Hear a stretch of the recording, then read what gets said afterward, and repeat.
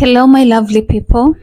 So I recently listened to a podcast that was speaking about dark psychology, and it gave me an idea. Because as I listened to them, I came to this understanding that what they were speaking about could actually be applied to our personal brands, and we could be very successful if we just employ the same principles. So what they were talking about is how cult leaders attract their followers. So before we start, I just like starting my videos with the word of encouragement. So today, if no one has told you, you are doing great, my dear. You're doing great. You're doing amazing. Whatever you're doing amazing. Just waking up and doing that one thing, you're doing amazing. So yes, my name is Joy Omulama. I'm a digital branding strategist, and I have a background in both digital marketing and conservation. So today let's talk about how the principles that cult leaders use to attract their followers could actually benefit our brands, both personal and company brands. So the first thing that cult leaders do, the one characteristic that they possess is that successful cult leaders are very charismatic. So when you speak about charismatic people, is they know how to lead conversations, they know how to attract a crowd, they know how to pinpoint where they will get the most benefit if they go and speak. Because if you're charismatic, you have to know how to pick your battles, and cult leaders know how to separate their weak followers and those that they know, these ones I can't, whatever I say, they can't join me.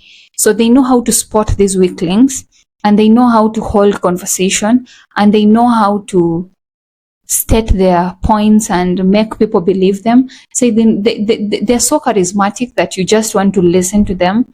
And if you are a brand, you need to be able to appear in front of your audience and be able to convince them that you are offering the solution that they need. So you have to have this personality around you that is easy to them to actually relate to and feel comfortable listening and being in the presence of your brand. And this is where the charisma of cult leaders, that principle of being charismatic, can be applied to our brands. So it is not just about how you appear on video or the person that represents your brand. It is actually how you generally present your brand, how you put it out there. How do you put it out there? What is the character? Because every brand should have a character. What is the character of your brand? Is it charismatic enough? So that is the first thing that these cult leaders do. The second thing that they do, the second principle that they apply, is the simplification of worldviews. These difficult problems, they make them so simple that it's like they hold the ultimate solution. Cult leaders know how to present their idea as the ultimate solution. It is how they present to you and tell you climate change is going to kill us in the next 2 years, and if you don't come to this paradise that we are building, you will not survive. And if you're not clear on what climate change is, you'll find yourself believing that actually the ice in the north hemisphere and the heat waves that is all over the place, the ice melting and the seas rising, it's going to come and fill all the land and we're all going to die. And the only solution is to join that camp that is enclosed, and you plant your own food, you raise your kids without taking them to school, and you only follow what the leaders tell you. When someone presents that solution to you and you feel that you're going to die in this world that is doomed by climate change, you might be inclined to follow it. So this is where, as a brand, you want to think about pain points of your customers, of your audience, and your solution, and simplify it in a way that if you cannot say it in one statement, then it is not simple enough. If you cannot say the pain point you're handling and the benefit you are solving, you're giving in one statement, it's not simple enough. The third thing that these cult leaders, the third principle that they apply, is this principle of building authority. cult leaders know how to build authority. How do they do it? For them, they remove their followers from any other worldly ideas. So they enclose them in a place where they can't access the internet, they can't read books that have not been selected. They live in a world that is just super controlled. So all the information that they get is from the cult leader, and it is his way or the highway. So you can't do that for your brand. That is why this idea of building super authority is actually called dark psychology when it comes to cult leaders. What you can do for your brand is you can present yourself as an expert, share value, and show up consistently in front of your audience. So you want them to see you as often as possible. You want them to associate your brand with their pain point. And the way you want them to associate your brand is the solution to their pain point. That is how you want to build that authority. So you have to be an expert, and you want to be in a position whereby you share value, but you also live enough that can only be solved by your brand. So I am against brands being broke content creators where they just create content but they're not monetizing anything. So I'm against that. So that is why you have to be strategic on how you share value to your audience. So the final principle that I'll be sharing today, there are so many principles. I'll share them later in a later video, but today I'll share this final principle. So the other principle that cult leaders do is that they give their followers a sense of belonging and purpose. They don't enclose them in these camps and these remote living spaces with nothing to do. They give them a sense of purpose, and they make them know that they belong there and only there. The outside world will not welcome them. The only people that are welcoming them 100% is that place that they are in. It's that cult. Nowhere else will they find that sort of belonging. And your audience, you want them to feel like they know you, they belong to your brand, they belong in your journey. It is just not your journey alone, right?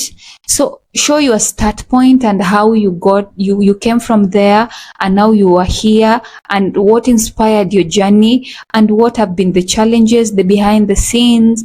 When your audience and your customers follow you through these steps of your business, they feel like they know you, and they feel like you and them share something in common, and that is this journey that you are both going on, because your brand is still growing, so they are still growing with your brand, and that is how they feel like they belong to your brand. So if you're just posting sales pitches and you're selling and you're having discounts, but nothing about the processes of your business, it is so hard for you to get clients that come buy from you and be customers that can come again and again and again. Even the biggest brands that you see out there, they give their customers a sense of belonging. So you see things like, you see the things, the advertisement that they make. If you're using their product, like they advertise it with the community. So if you're taking our soda and you're enjoying it, this is a journey of enjoyment, and it is not just ours. We specifically use the formula that will make sure that you get the most of the enjoyment, and this is based on your feedback. So you see, this brand is trying to bring in the customer in the journey. So they start from when they started making this product. They started making it with their customers in mind, with their feedback, and they made it so that they can get what they wanted, and they showed the journey, and they showed the processes, and they showed the enjoyment, so people feel like they belong, like they know this product. And that is how you give your audience a sense of belonging. So that is the final principle that I'll be sharing tonight, but I'll share again other, because the podcast was long and I cannot share all the research that I've done, because after I listened to the podcast, I went ahead and researched some more on matters dark psychology and those principles, so that I can just share these principles in a branding perspective, because the podcast had nothing to do with branding. So it is just that as I was listening, I got the idea that those principles were so good when it comes to your branding. So that is where I'm sharing. So I've shared 4. I will share more in a later videos. And before we leave, let us share another word of encouragement. So there is this notion that if you can do one thing that makes you smile in a day, then you did a good thing. And if that good thing is putting a smile on someone else's face, then you did a great thing. Okay, so until next time, have a lovely time, stay blessed, and don't forget to like and share, and also don't forget to subscribe and turn that notification bell on, so that you'd never miss a video of mine, where I'll just be sharing these awesome insights that I get. And I'm also a brand strategist, so I do branding for personal brands and company brands. So you can also hit me up if that is something that you need. But for now, let us just have this conversation and just tell me what do you think about the idea of dark psychology. Is it a fact, or is it just something that people want to believe is dark, but in reality is just not dark psychology? What do you think? I don't know. Tell me in the comment section. Bye bye.